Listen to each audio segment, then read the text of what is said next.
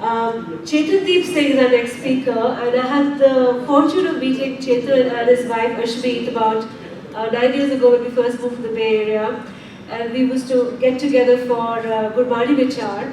And at that time, we were all learning. It looks like his learning has gone leaps and bounds beyond even what I could have imagined. So it gives me great pleasure to introduce him. Of course, as a professional, he works as a software engineer in the Silicon Valley. But apart from being an avid technologist, he is on a personal quest of being Jeevan Mukt. I would love to understand what that means. He loves listening to and doing Kirtan, and I know that both of his children are also very much in love with Kirtan and are on the right path thanks to his Kirtan, love for Kirtan. He also moderates a weekly online discussion on panels of Forge Gurbani, which is an online crowdsourcing platform that aims to provide Sikhs with educational resources.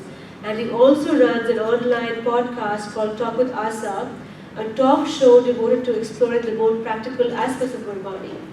And recently he has discovered the joy of running. He just ran the half marathon in San Francisco, and in October he will run the marathon or half marathon in San Jose, and I'm hoping that we can also join him. My husband and I can also join him. He resides in Pleasanton with both of his children and his wife Ashmeet Kaur. Please welcome Chetandeep Singh.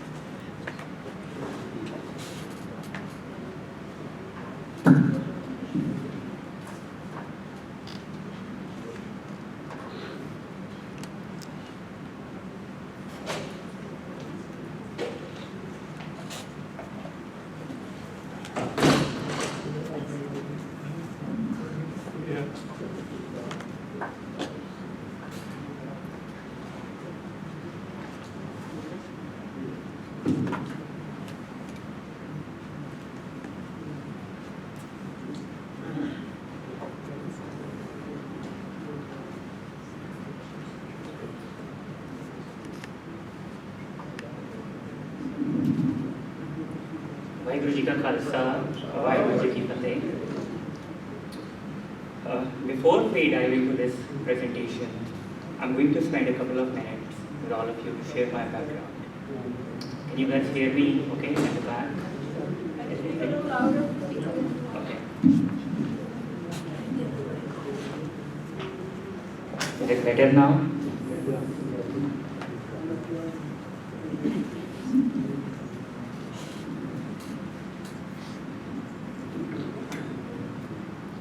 Thank you.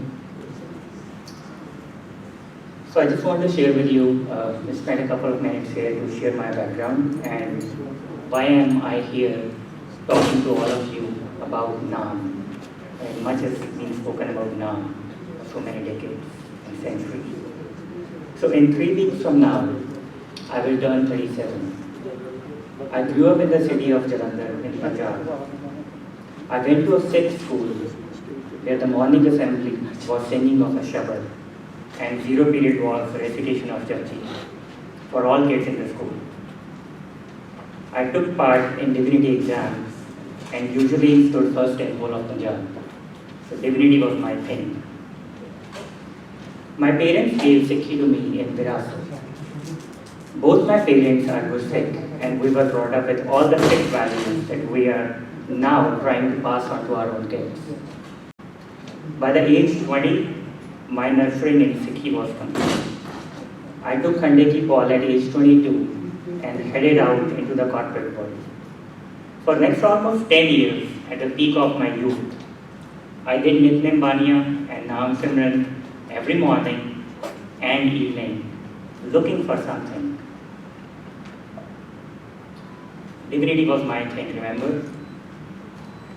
I was living it without questioning anything. In fact, I remember having Sikh Ret Maryada with me and check marking every line on it. Yes, I follow this line. Yes, I conform to this Sikhi standard. In my eyes, I was a Puran Sikh. But so far, my engagement with Gurbani was mostly at an outer level. I would do Nitnem while traveling to work or bathing in the morning. If I missed Nitnem, I would feel guilty. I had checkmarked all the boxes, but practical application was missing. I realized that I was doing these things just to satisfy a code of conduct. Around 10 years back, I got married. My wife Ashmi acted as a catalyst for a change that was bound to happen. She prodded me, nudged me, and helped me look past the outer Sikhi standards. She questioned my biases and understanding of Gurbani. She helped me move from outer Sikhi to a Sikhi that was very personal, where Gurbani was not written for the world outside, but for me, to be applied in my own life in the first person. That's when I started engaging with Gurbani on a very personal level. I fell in love with Gurbani and I started to engage with Gurbani whenever I could, wherever I could. On my laptop, mobile phone, trying to read and understand across the breadth of Guru Granth Sahib Ji. I stopped treating Guru Granth Sahib as a guru to be worshipped and instead adopted Guru as my guide, full of messages and teachings that I needed to apply in my own life, here and now, rather than in some mystical, mysterious afterlife. And since then, the quest has been to live Gurbani rather than marking all the checkboxes. So I would say my engagement with Naam, starting with a life full of repetition and mindless reading, to now, when I want to live Naam, has changed. And so has my understanding. Everyone engages with and understands Gurbani in a different manner. What I present today is my perspective, born out of my journey so far, and I request you to take it with an open mind. There are bound to be differences between what I understand from Gurbani and what you understand. That said, let's dive right in and see how I understand what Naam is and how can we awaken to Naam. So in this presentation, we are going to explore two questions. The first question is, what is Naam? And then we will look at how to awaken to Naam. I'm sure many of you must have heard the fable of 6 blind men and the elephant. Each of the blind men trying to touch a different part of the elephant and explaining their own truth. One says elephant is a pillar, another says elephant is like a brush, and the other says it is sharp.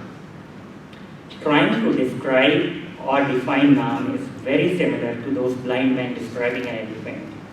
We can try to define Naam, give all kind of discourses and say Naam is a label or identification of a Kal Purakh. We can try to categorize Naam in Kirtan Naam or Karam Naam. However, Naam is indescribable and cannot be defined.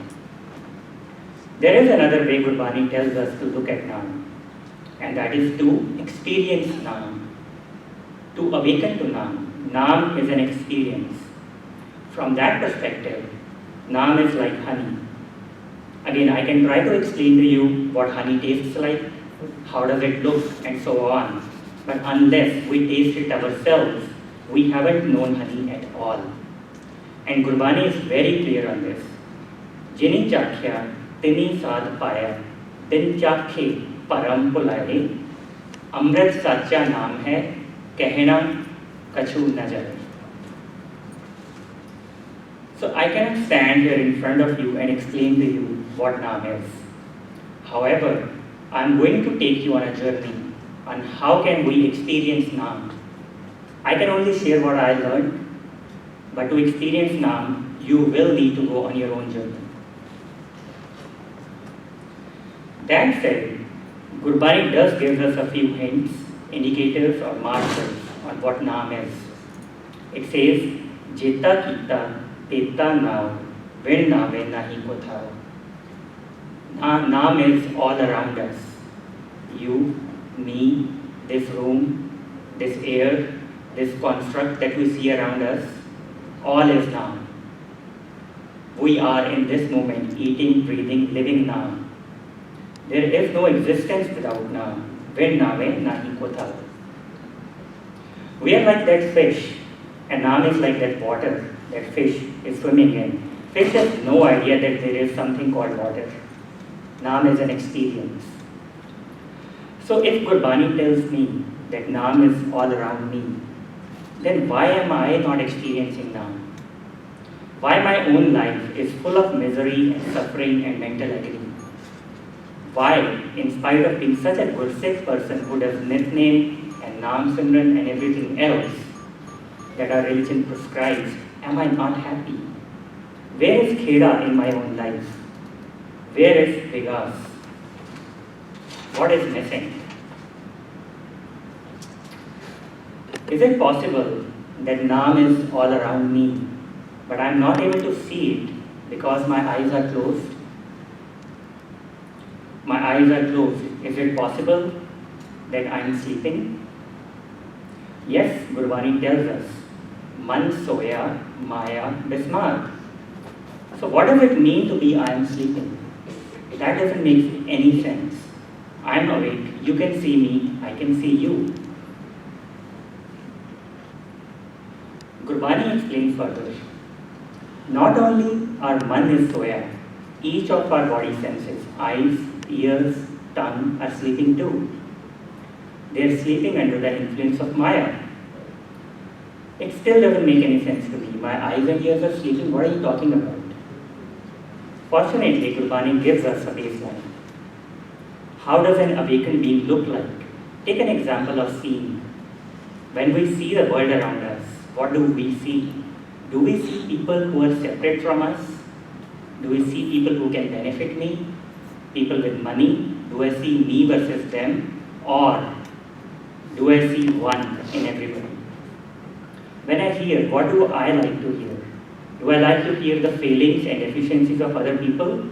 Or I see and hear the one in everyone around me? Reflecting on my own life, I have observed this in myself. That my mind takes real pleasure in pointing out and reiterating over and over deficiencies and failings of other people. I just love that. What we do not realize is that if we engage in this behavior, we are slipping deeper and deeper into bondage. Nanak says, Nanak ogun jitde, tete gari janjeer.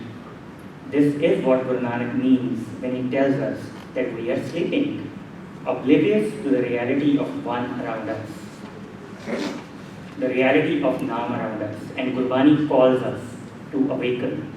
Is greh mein koi jagat rahe. So the question then becomes, how to awaken? And that is the Gurbani's most fundamental question. Kiv sachiara hoiye, kiv pure tutte paal. But before we look at how to awaken, we must understand how not to awaken. Rather, what does not work. And Gurbani tells us in quite a bit of detail on what methods were tried, what works, and what does not. Kaya sadhay urd tap kare vicho hame na jaye. Adhyatam karam je kare, naam na kabhi paye. पाठ पढ़ियो और वेद विचार्यो निवल कुयंगम साते पंच जिनान स्यो संग न छुटक्यो अधिक अहम बत बाते प्यारे इन बिन मिलन ना जाए मैं किए कर्म अनेकम.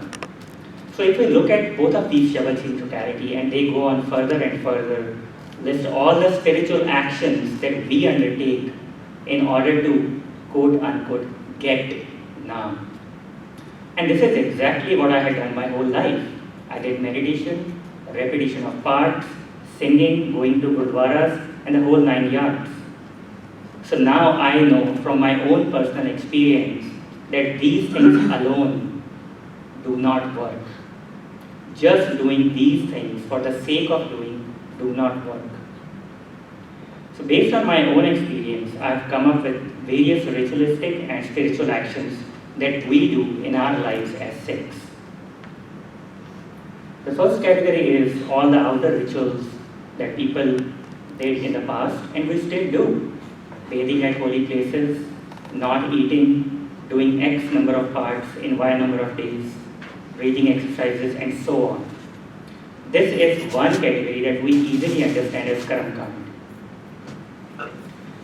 Then, the second category is all the spiritual actions that we do, like repeating a word early in the morning that we call Naam Simran, doing part, Nitnem, singing hymns that we call Kirtan, some concentration techniques, reading books and gaining wisdom that give us a temporary sense of being one with the world around us. These are all the actions that I call pseudo Karam Kand. These are mostly actions undertaken to work on our inner self. Karam Kand and pseudo Karam Kand and all these things that we do are done in the domain of Home, in the domain of an I, a separate I existing and doing these things. I want to pause here for a moment and take you back to my own story. I have done every single Karam Kand and pseudo Karam Kand, Amrit Vela Simran, Nitnem, Kirtan, Katha, Sangat, everything. While doing these things, I was personally under the impression that I am doing Naam Simran. That by doing all these activities, I am getting into and engaging with Naam. Now, not for a minute am I suggesting that we should not engage in these activities. These are exactly our starting points, our entry points. We should for sure do repetition, kirtan, meditation, and engage with Gurbani at every level possible. Gurbani is so inspirational and divine. It instantly teleports us into a different realm altogether. The only point I'm trying to make here is that Guru Sahib did not call these activities as Naam. Naam Simran or Naam Japna or Naam really and truly begins when the dream is over, when the param is over. That is when the journey of Naam truly begins. Using Naam for all the Karam Kand and pseudo Karam Kand is a huge misnomer. So what does Gurbani really call Naam Japna or Nirmal Karam? Is beyond all the outer and inner ritualistic and spiritual endeavors.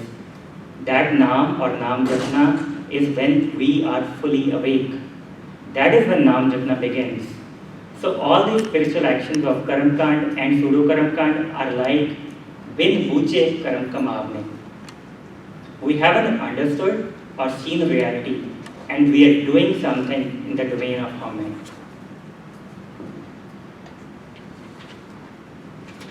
So now, so far, we have established that Gurbani tells us that we are sleeping and calls us to awaken. We have looked at ways on how not to awaken or what does not work. Now the question becomes, then how does the process of awakening look like? As far as my understanding goes, the process of awakening should have all of the following characteristics. It should be same for all human beings, irrespective of their race and religion. The process should be valid for as long as human beings have been there. And the process should be accessible to all, here and now. It is something that all of us right now can access, here and now. So given these conditions, let's ask Guru Granth Sahib Ji how to awaken to Naam. Gurbani tells us at all these places and many other places, Naam amolak ratan hai, pure Satgur paas, Satgur seve lathya, kad ratan deve pargas. Jini Satgur sevya, tini paya naam nidhan. And किस हो सेवी क्या जप करी सतगुर पूछो जाए सतगुर का पाना मन लई विचो आप गवाए एहा सेवा चाकरी नाम वसै मन आए. That the selfless service of the Satgur will awaken us to Naam. From all these shabads, at least to me, it becomes amply clear that Satgur absolutely holds the key to Naam. There is no other way of awakening to Naam without serving the Satgur. So it seems like selfless service of Satguru is the universal and only way of awakening. Yes, the words used here are Satgur and Seva, but as I understand, the meaning behind these words and the message is universal and not subject to any language or religion. So then the question simply becomes, what is Satgur and what is Satgur ki Seva? First, let's look at Satgur. Gurbani tells us, Satgur mera sada sada na ave na jaye. O abinasi purkh hai, sab mein rahya samaya. That the Satgur is that entity that has always been there and is present inside of each one of us, all human beings. Only six do not have the claim on Satgur. Satgur is ingrained in each one of us. Satgur is abinasi, never to be destroyed. So what helps me understand Satgur is that we can view Satgur as that frequency or channel inside of us that if we tune into, that we start listening to Satgur. We could see it as underlying universal awareness that is the source of all gyan, wisdom and realization. So that's Satgur. And then what is Seva? Seva of the Satgur that leads us to Naam. Gurbani is asking each one of us to do this Seva. One that of Aap Gavaye, Seva Kare, Takich Paye Man. Now what does it mean? Let's unpack this. Aap Gavaye means to lose the notion of one's own separate identity. To understand it in a more practical manner, I'll share with you my current state of being. When I wake up in the morning, I go about my day, I have this deep feeling in me. This is my home, this is my wife, my kids, this is my family, I'm an engineer, I work here, I'm a Gursikh. I have a whole story built up in my head. And the protagonist of this story is I. Aap Gavaye simply means to lose the sense of I. Consider an example of a rainbow. We all see rainbow. But what is a rainbow? Is it the clouds? Is it the shape? Is it the colors? Is it the moisture? What is a rainbow? What exactly do you call a rainbow? A rainbow simply arises when a certain set of conditions occur at the same time. There's right sunlight, right moisture, and it's all in the sky. Similarly, if there's really an I within us, the self that is most important to us, that we attach everything back to, is it possible that that self arises just due to certain conditions, just as a rainbow does, and there is actually nobody behind it? This is the Seva Guru Sahib is talking about here. Aap Gavaye, Seva Kare, Takich Paiman, to lose my I and be in service of that universal awareness, Satgur, that is everywhere. There is another way of understanding Seva. Gur ke shabad, Jivat Mare, Har Naam Vase Man Hai. To be Jivat Mare, to be dead by living. So when there is no I, that is Jivat Marma.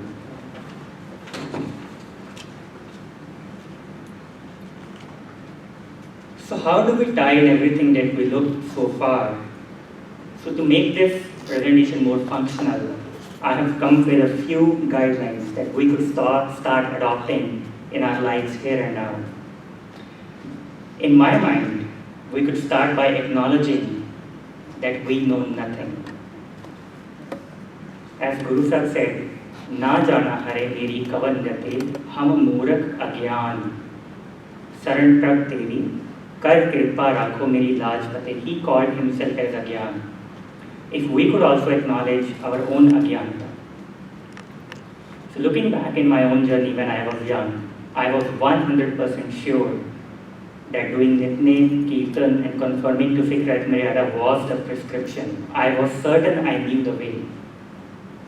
Even now I have this feeling in me, oh, I have it figured out. I know this is what the process of awakening looks like. I got this.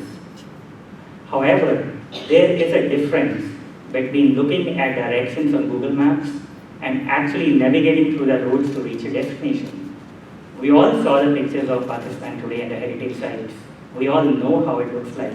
But unless we travel and have the experience for ourselves, we haven't done that. So we need to start acknowledging that to start this journey, we need to acknowledge that unless I travel myself, I am ignorant. Next thing we could do is to unlearn and uncondition all the religious knowledge that we have amassed in this lifetime. We need to take a fresh look at our own paradigms and mental models. To share an example, whenever I would see someone in turban and long beard, I used to think, oh, what a Gursikh person. And whenever I would meet someone with a cut beard or hair, I would not pay attention to what he was saying. And my mind would go on, what the hell he knows? I know everything. But now I'm unlearning and unconditioning my own mind by reflecting into my own mental models. Once we are open-minded and ready to accept, we could start by bringing our minds to the present moment. Our mind seemingly runs and feeds on autopilot. Thoughts after thoughts have imprisoned our minds and created this illusion and bondage. If we have to go on this journey of awakening to Naam, we need to bring our mind to a somewhat quiet place. Take out time to reflect. Take out time to investigate and deep dive into our own minds. Get away from the addictions of cell phones, social media, and every other distraction that comes in the way.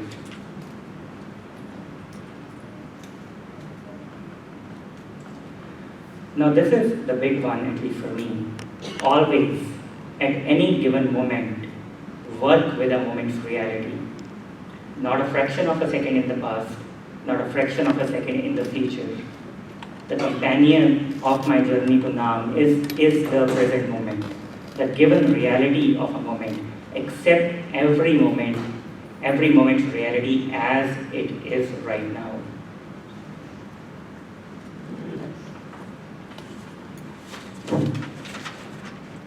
Next, can we be aware of what's going on in our mind and body? Thoughts, feelings, physical sensations in any given moment.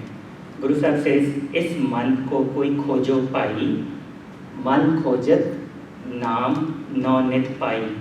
This is man khojat. Observe your own mind. What is going on inside? What am I thinking at any given point in time? Is my mind running on autopilot? Am I just reacting without taking a pause? What is happening on my body? I'm standing here in front of you, I'm sweating. Just observe what's going on inside your body. And once we have that acute awareness of what's going on inside my mind and body, the next step is to remain equanimous towards those feelings and thoughts. Let me understand that these feelings, these thoughts, these reactions that are arising in my body, in my mind, they are all temporary and they will pass away. जो उपजियो सो बिनस है. And Guru Sahib also says, प्रभ की आज्ञा आत्म हितावे, जीवन मुखत सो कहावे, तैसा हर्क, तैसा सोग, सदा आनंद, ते नहीं वियोग. Let me not react to whatever is arising. For example, if someone praises me in public, let me not attach to these pleasant feelings that arise in me. And if someone demeans me in public, let me not attach to these depressing feelings that arise in me. They arise due to certain conditions and they will pass away. Let me not react to these feelings, thoughts, emotions. By doing this, we can slowly break the habit pattern of our own minds, the lekha that we are writing each moment. So to conclude, I would offer that it is very important to have a personal one-on-one relationship with Gurbani and the Sadguru inside us. Gurbani in its written form, in the way of reading, singing, inspires us and keeps us on the path. However, the real work is inside. We need to have that tarak inside of us to meet our Creator and awaken, as Jesse Kaur was saying. Sun sun naam tumhara pritam pram milne ka cha. We need to have that tadup inside of us. But this desire cannot be alone. It has to be accompanied by a sense of surrender. As Gurbani tells us time and again, Har Paryo Swami ke dware diche buddh viveka. And Devan wale ke hath daat hai Guru dware paaye. So awakening to Naam is ultimately a factor of Nadar. And Nadar also goes two ways. Nadar literally means nazar, seeing one, awakening. We need to open our eyes and see our own reality and reality around us. And when we do awaken and see, we will see that there is no one beside you. Ape Rasya, Aap Ras, Ape Ravanhar. He himself is seeing and awakening. That is his nazar. Vaheguru Ji Ka Khalsa, Vaheguru Ji Ki Fateh.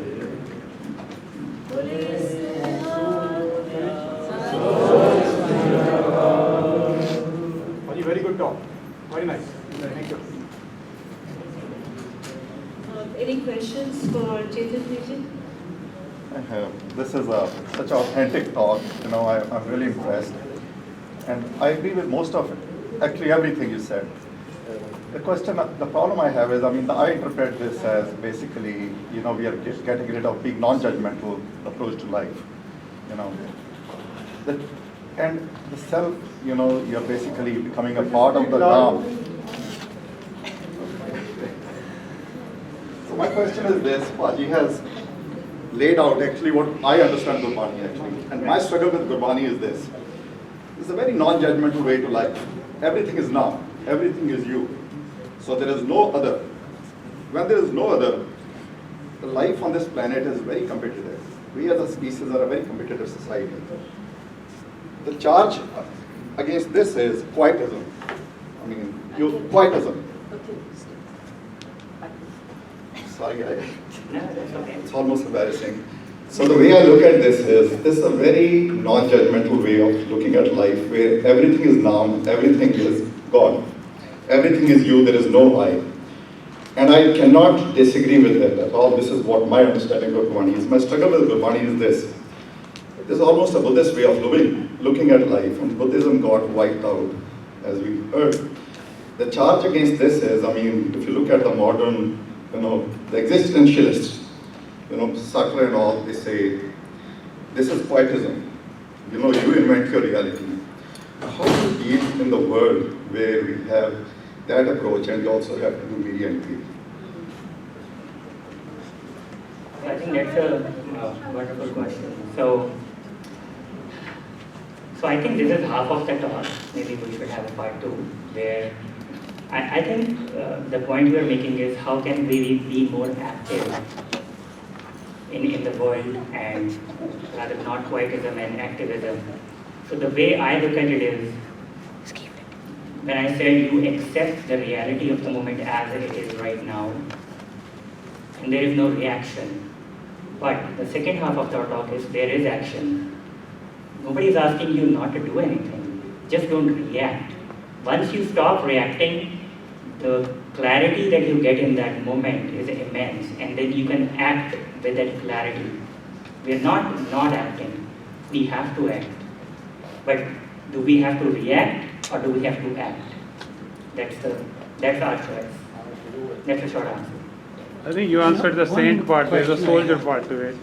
So that deals with the world is actually. Yes, I can just. I have a permission to do that? No, I didn't say. Write it down. Please let her to see so we can. Just a quick question. I don't have very much.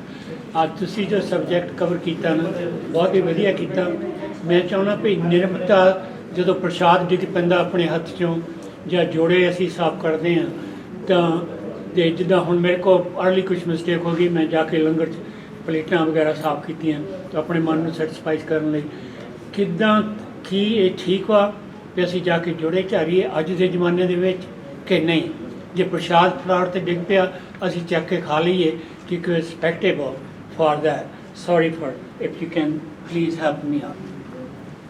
I think do seva. I think seva comes, first seva is internal and the second seva is external. It's always inside out. You cannot have the process outside in. if we have done our internal seva, the seva of the Satgur, listening to our own minds and body and not reacting, once we are aware of our own self, then the action will flow. Or the life of Guru Sahib, the whole 10 Gurus, was activism, and it all flowed from the non-reactionary way. So absolutely, do seva. How low we can go on seva if I repeat it? I think maybe we can take this Okay, question sorry. outside. There's one more question from the audience, and I thank whoever's writing down the notes and giving it to us. It's really nice. And thank you, Kabir Singh, for doing the seva of collecting all the questions. It's very nice. So one question we got from the audience is, what is Sadhguru's selfless seva? I think you covered some of it, but maybe just in a sense. Okay. So, I think what Sadhguru's selfless service is to lose, just to repeat myself, to lose the notion of and separate I existing and just existing as if it is all you, not attaching anything back to your own self, just existing in the world saying everything is you. That is Sadhguru Seva.